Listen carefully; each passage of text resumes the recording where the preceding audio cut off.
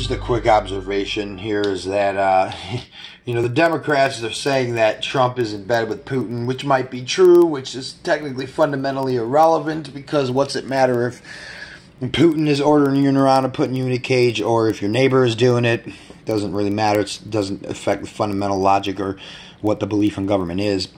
But I find it funny that the Democrats are calling these people, they're communists. They're communists. Well, what do you think you guys are? You're socialists. There's no fundamental difference. It just kind of shows that they don't, they're not even thinking about that, but they don't understand the difference, alleged. They don't understand that socialism and communism are fundamentally the same thing. People might say that communism is a so-called phase of society after the magical state has made everything equal with its righteous violence. And then now there's no state somehow because they just decided to, somehow they rendered themselves obsolete, which of course implies that they're needed, and they are not at any point in time. It's just like saying that armed robbery is needed. Monopoly is needed. Violence is needed. Violence is maybe, quote, needed in self-defense, but that's not what the belief of government is. But it's interesting to me that people like on the so-called left and the Democrats and even the Bernie Sanders advocates seem to be calling Trump a communist, and he's in bed with the communists, when Bernie Sanders is a self-professed socialist, and the Democrats are obviously socialists. Democrats have been sympathetic to socialism and all this from now on. So if you even, it just shows they have no idea what they're even talking about, because they don't even get into a discussion you might get into with a more, quote, studious socialist who would think of socialism as the phase before communism, and communism is, the phase after we have a stateless, classless, moneyless society, or however they view communism to exist, which is, technically kind of is the more legitimate Marxist view of it all. And so they don't even know what they're talking about. They don't even know anything about Marx. I know more about Marx, and his thinking and policies and ideas and things. They're just throwing this out there. Like, you guys, Democrats are socialists. You're not liberals, because liberals traditionally favor free markets. The etymology of that word and the root of that word is liberty. It's traditionally the laissez-faire position is the liberal position. Maybe not 100% laissez-faire. Historically, liberals always, it seems anyway, all liberals have always believed in some form of government. They just thought, they were the ones that were like, government should be limited, government shouldn't be doing this, we need to have more, when they talk of liberalization, they mean the government is getting out of things. They still use it in that way. Even so-called, leftist publications and stuff use it that way. Liberalization of markets and stuff. They mean that the government is backing off. It's becoming more laissez-faire capitalist. But then they'll call the Democrats liberals or neoliberals, which just basically means liberal. But they mean socialist.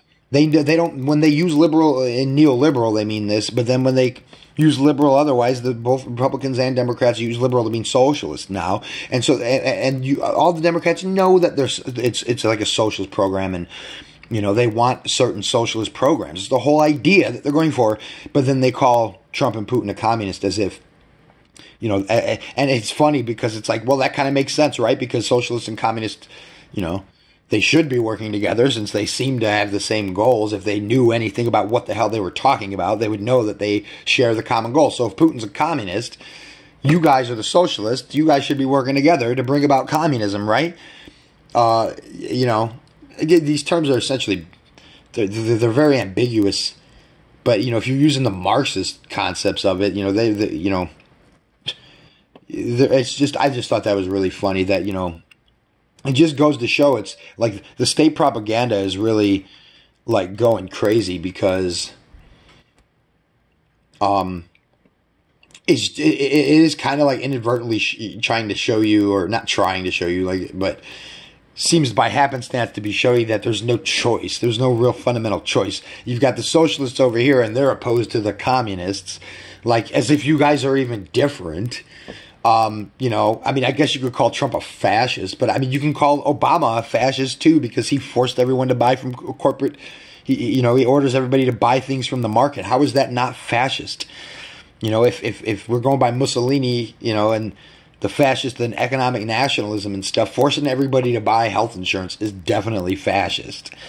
You know, and so now interestingly, they want single payer, the Democrats, which is more of a communist idea, you know, because now you only have one government agency, or at least in the sense that everybody is forced to pay one agency to dole out the health care.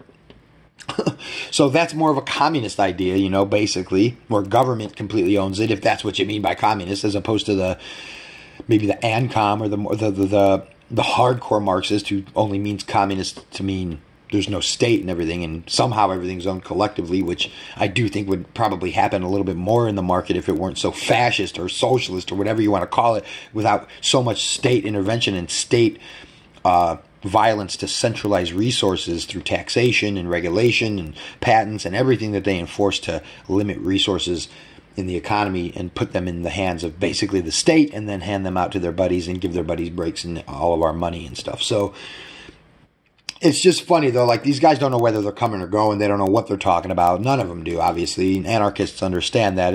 It's just, I thought that was an interesting observation that, you know, the leftists will be like, no, we don't want those communists controlling our country. Instead, you should vote for Bernie Sanders, the socialist. Like, okay, you know, not much of a choice there, guys. Same as usual.